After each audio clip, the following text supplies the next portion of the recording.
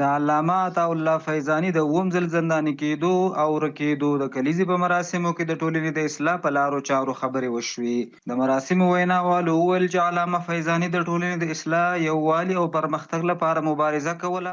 زندان نتونست او آدم به بند بکشه، یعنی سکوت را برای خود اون آدم فکر میکنم خیانت میدانست که حالا به این نتیجه میرسیم و جسمش اگر به بند کشیده شده بود ولی روحش، روانش، اون آزادی خواهیش بسیار بلند بود. در بلندای تاریخ تا اینجا میبینیم.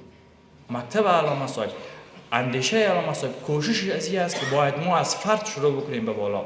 باید اول فرد ساخته شود. وقتی که فرد ساخته شود ما میتونیم یک جامعه خوب داشته باشیم.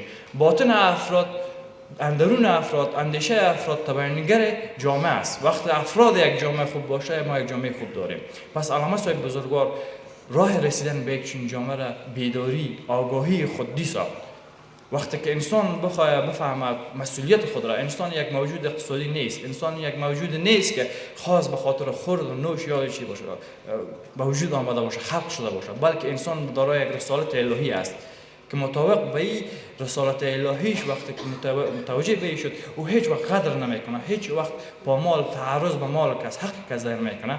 به می اساس علامه صاحب میخواست که فرد بیدار شود، انسان از رسالت خود آگاه شود، انسان به حد برسد، به جایگاهی برسد که بفهمه که من در این یک حالت هستم، این تو یک رسالت دارم که باید من به این تکابر و روشنی برسم و بتونم که امو تقاضایی که از من صورت میگیره داخل حق خوریش صورت نگیره.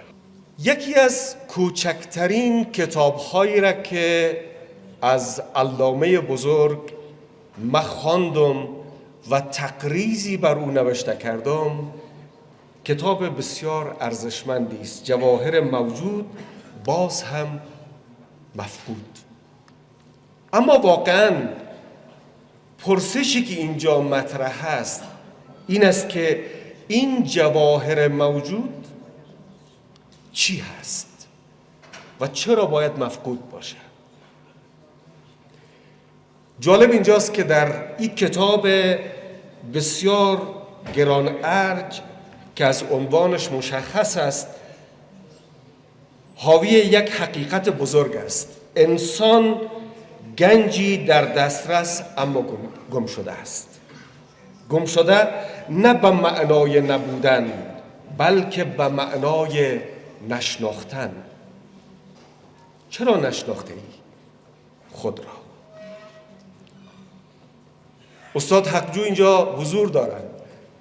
وقتی که از شناخت قرار است سخن بزنیم، علامه اقبال لاهوری در کتاب رموز خودی و بیخودی خودش خیلی مشرح در بیت اون کتاب وقتی که نگاه میکنیم از شناخت خود و خودشناسی سخن زدن. علامه در بخش نخست کتاب پرسش‌های بسیار عمیق و ژرف و بنیادینی را پیش می‌کشد. پرسش‌هایی که از سطح تجربه روزمره آغاز میشه اما آرام آرام به لایه‌های عمیق هستی شناسی و معرفت شناسی روح انسان میرسه. علامه پرسشی که مطرح میکنه خیلی جالب است. چرا انسان گاه منشأ خیرهای عظیم است و زمانی سرچشمه شر؟ چرا با وجود دانشی گسترده در جزئیات جهان هنوز بر خویشتن خویش ناآشنا و درمانده ایم؟ و آیا انسان تنها یک جسم است که میان دو نیروی نفس و شیطان دست و پا میزند یا حقیقتی فراتر در او جاری است؟ در این فصل علامه بزرگ فیضانی تلاش میکنه خواننده را به یک حقیقت اساسی راهنمون بکنه. عقل جواهری است الهی، اما این گوهر گاه در غبار غفلت پنهان میشه و کارایی خود را از دست میدهد.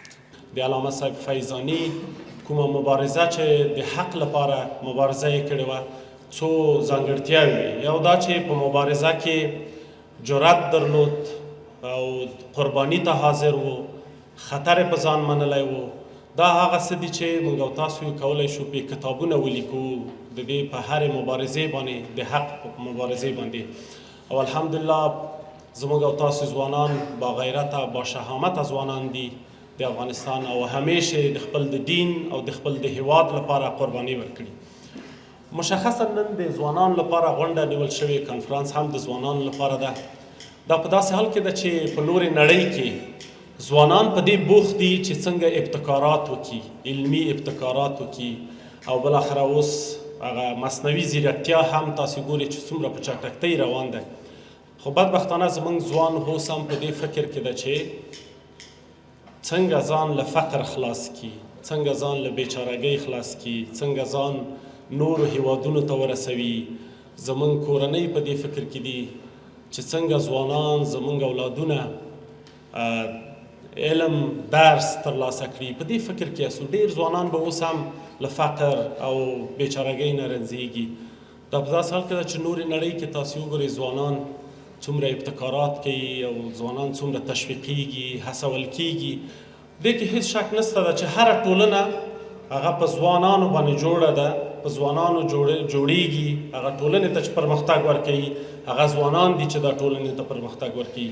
ځکه ځوانان کې علمي ابتکارات دي، کې اقتصادي ابتکارات وګورو، که ټولنیز ابتکارات، هغه د ځوان په لاس کې دي. او ځوان باید داسې ځوان ویښ ځوان وي او وشي کړی چې د دې ټولنې لپاره، د ټولنې د درد لپاره دوا شي.